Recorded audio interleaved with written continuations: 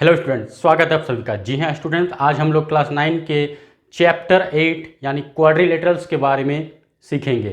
ये class introduction रहेगा और जैसा कि मैं हर बार की तरह इस बार भी बताना चाहूँगा कि किसी भी चैप्टर को स्टार्ट करने से पहले जो उनका इंट्रोडक्शन पार्ट होता है वो काफ़ी इम्पॉर्टेंट होता है। अगर आप इंट्रोडक्शन पार्ट को अच्छे से समझ लेते हैं तभी जाकर आप एक्सरसाइज को बहुत बढ़िया तरीके से सॉल्व कर पाएंगे।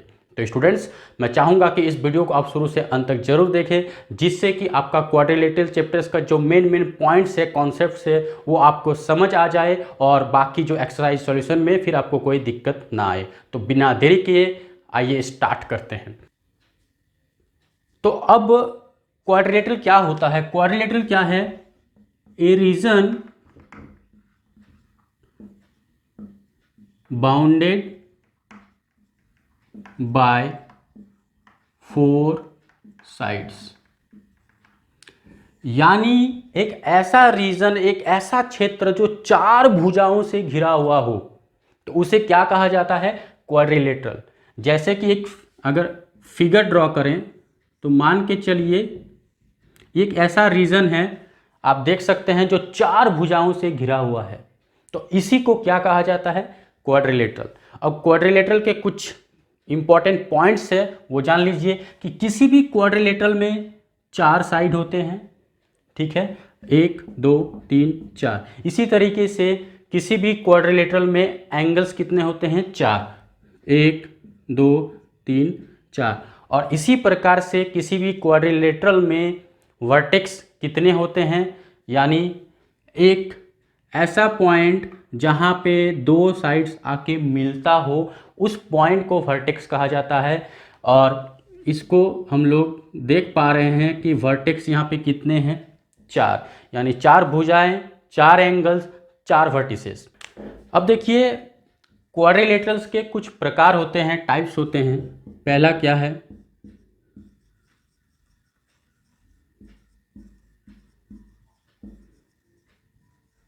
पैरेललोग्राम। दूसरा क्या है? रोम्बस। तीसरा क्या है? स्क्वायर। फिर रेक्टेंगल, 5 ट्रेपीजियम,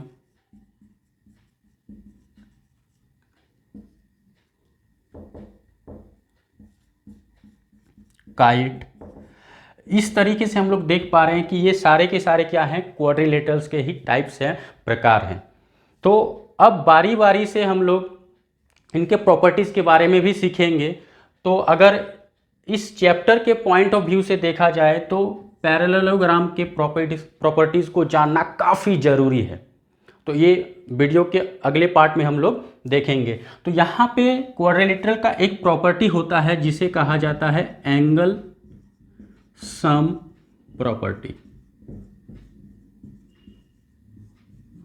अब ये एंगल सम प्रॉपर्टी क्या होता है? देखिए, जिस तरीके से हम लोग एक ट्रायंगल में जानते हैं कि तीनों एंगल्स का सम क्या होता है? 180 डिग्री, तो उसे angle sum property of A triangle कहा जाता है। तो इसी तरीके से angle sum property of a quadrilateral क्या होता है? यानी चारों एंगल्स का जो सम होता है वो कितना होता है? दैट इम्प्लाइज या that is equal to 360 degree, 360 degree. तो इसी को क्वाड्रिलेटरल का एंगल सम प्रॉपर्टी कहा जाता है। आइए अब हम लोग चैप्टर के हिसाब से अगर देखें तो पैरेललोग्राम के प्रॉपर्टीज़ को जानना काफ़ी इम्पॉर्टेंट है। इनके प्रॉपर्टीज़ को आप बहुत अच्छे से समझने का कोशिश कीजिएगा। अगर इन चीज़ों को आप समझ जाते हैं जो मैं अभी आगे आपको बताने वाला हूं, तो I can guarantee you that कि आप आगे आने वाले जितने भी एक्सरसाइज हैं इस चैप्टर के, बहुत ही आसानी से आप उनको सॉल्व कर पाएंगे। तो आइए स्टार्ट करते हैं। तो अभी जो पैरेललोग्राम के प्रॉपर्टीज़ के बारे में हम लोग सीखने वाले हैं वो सारे के सारे आपको थ्योरम के रूप में भी मिलेंगे। तो थ्योरम को हम लोग प्रूफ आगे की वीडियोस में करके दिखाएंगे। आज की वीडियो में बस आपको जितने भी थ्योरम्स हैं उनको सारे के सारे को प्रॉपर्टीज़ के रूप में बस नॉलेज गेन करने के लिए मैं बताना चाहूँगा। आगे वीडियोज़ में हर थ्योरम को सॉल्व करके मैं आपके लिए लाऊंगा। तो सबसे पहले देखिए पैरेललोग्राम का अगर फिगर देखा जाए तो कैसे होता है? कुछ इस तरीके से होता है। ये मान लेते हैं A B C D। अब बारी बारी से हम लोग इनके प्रॉपर्टीज़ के बारे में जानते हैं। पहला प्रॉपर्टी क्या है कि किसी भी पैरेललोग्राम के अगर एक डायगोनल ड्रॉ किया जाए तो ये डायगोनल यानी BD ये क्या करेगा, ये दो कॉन्ग्रुएंट ट्रायंगल्स बना देगा। यानी किसी भी ट्रायंगल का डायगोनल उसे दो कॉन्ग्रुएंट ट्रायंगल्स में डिवाइड करता है। तो पहला प्रॉपर्टी क्या है कि ए डायगोनल ऑफ ए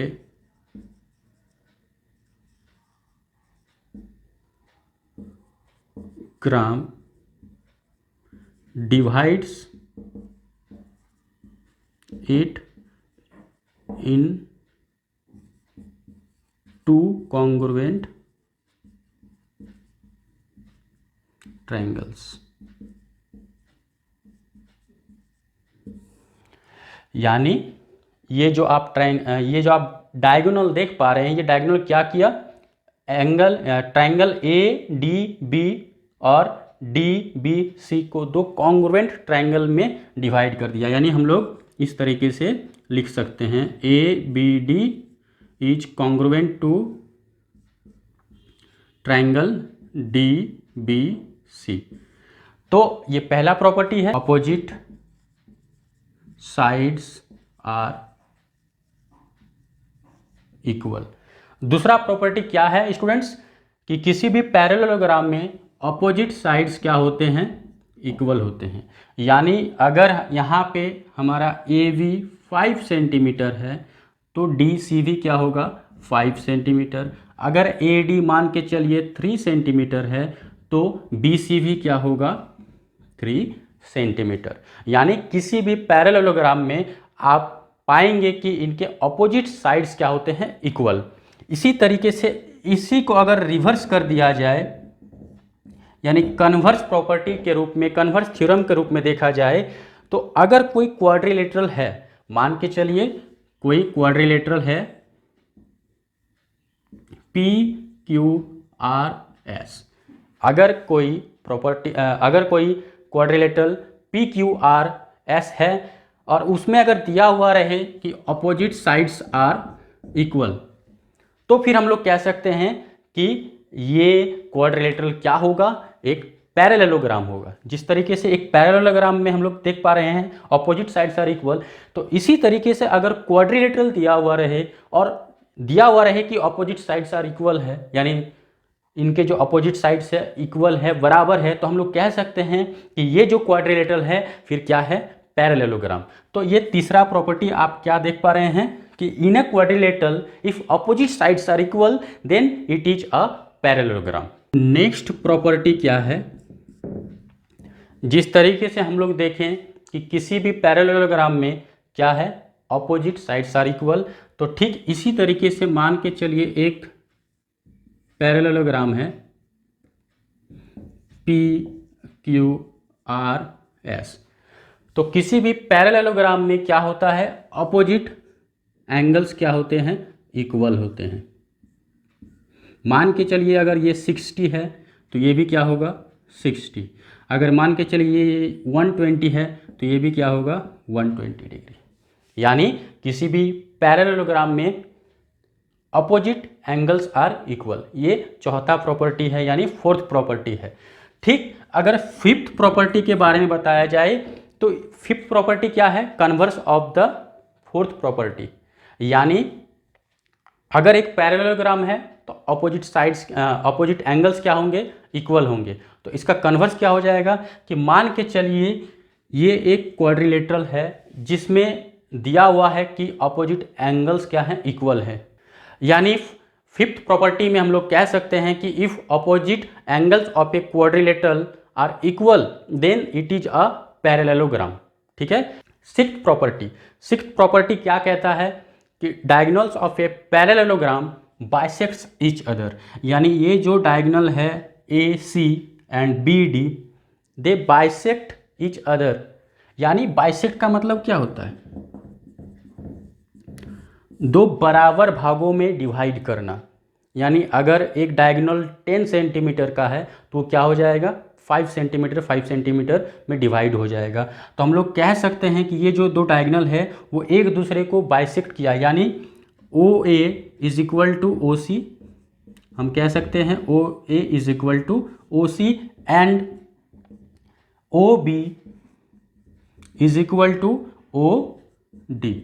अगर पूरा का पूरा ये डायगोनल ए सी, अगर मान के चलिए ये डायगोनल ए सी 10 सेंटीमीटर है तो वो बराबर भागों में डिवाइड होकर कितना हो जाएगा 5 सेंटीमीटर। इसी तरीके से अगर हम लोग मान लें कि बी डी 12 सेंटीमीटर है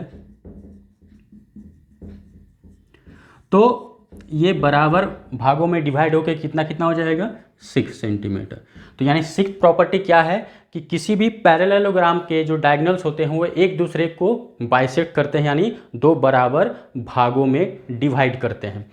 और यही से फिर सेवेंथ प्रॉपर्टी निकल के आता है। ये क्या कहता है कि मान के चलिए कोई quadrilateral A B C D है और इसमें क्या है कि डायगोनल्स जो हैं एक दूसरे को बाइसेक्ट करते हैं, तो फिर हम लोग क्या कह सकते हैं इट इज अ पैरेललोग्राम। पहला क्या था कि अगर एक पैरेललोग्राम है तो वो डायगोनल्स होते हैं क्या करेंगे एक दूसरे को बाइसेक्ट करेंगे।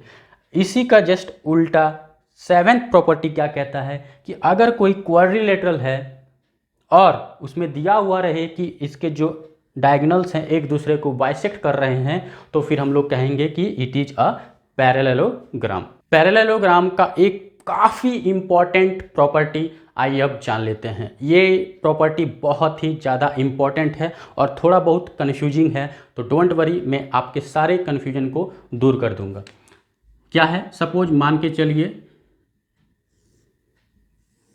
एक quadrilateral A B C D दिया हुआ है।